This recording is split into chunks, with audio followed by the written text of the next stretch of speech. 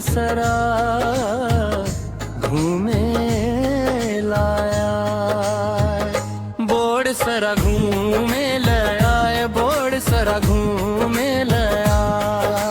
हाथी घोड़ा मसवार होके आवय गुरु बालक दास। संग में चलत है सतनाम सेना, गूंजे जय सतनाम पिया। दास के पोता महमूद दास के नाती, गुरु घासीदास के बेटा जग में फैलावै ज्योति। सेत धोती सेत अलगी सेत पगड़ी सोहे, दर्शन पावत ही संतन मन के आखिया रोवे। अमृत वाणी बरसत है मन के मन ला मोहे। सत्य अहिंसा समता के दीपक भीतर बोहे। गुलारवा हाथी मने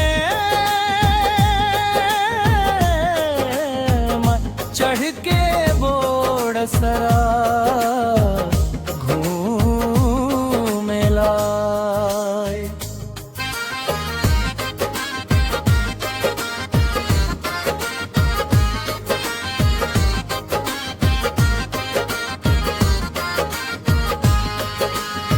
नीरा माता संग में आवे, राधा माता संग। भक्ति के रस बरसत जावत, गूंजत पंथी रंग। गाँव गाँव में संदेश देवै सतनाम के बात।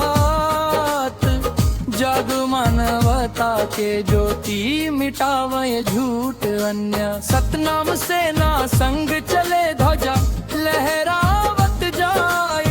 जय सतनाम के नारा गूंजे अंबर ले गूंजाए। बोड़ सरा घूमे ले आए, बोड़ सरा घूमे ले आए। बोड़ सरा घूमे ले आए।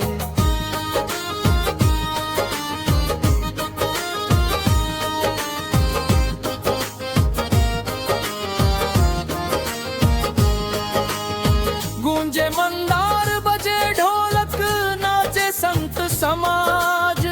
गुरु बालक दास के महिमा गावत हरियर होया।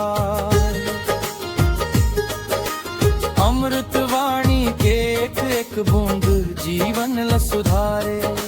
सत्य के राह में चलव संतन गुरु चरण पधारे। दुलारवा हाथी में सवार होके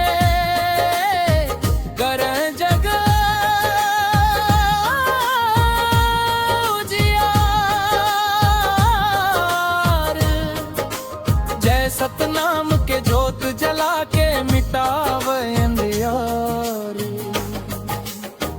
दुलारवा हाथी में सवार होके चरे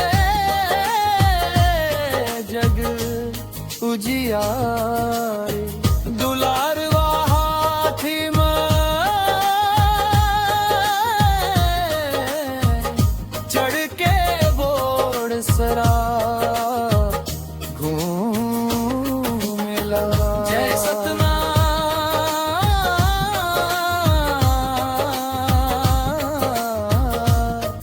बोड़ जात जग में शांति लाए। हाथी घोड़ा मसवार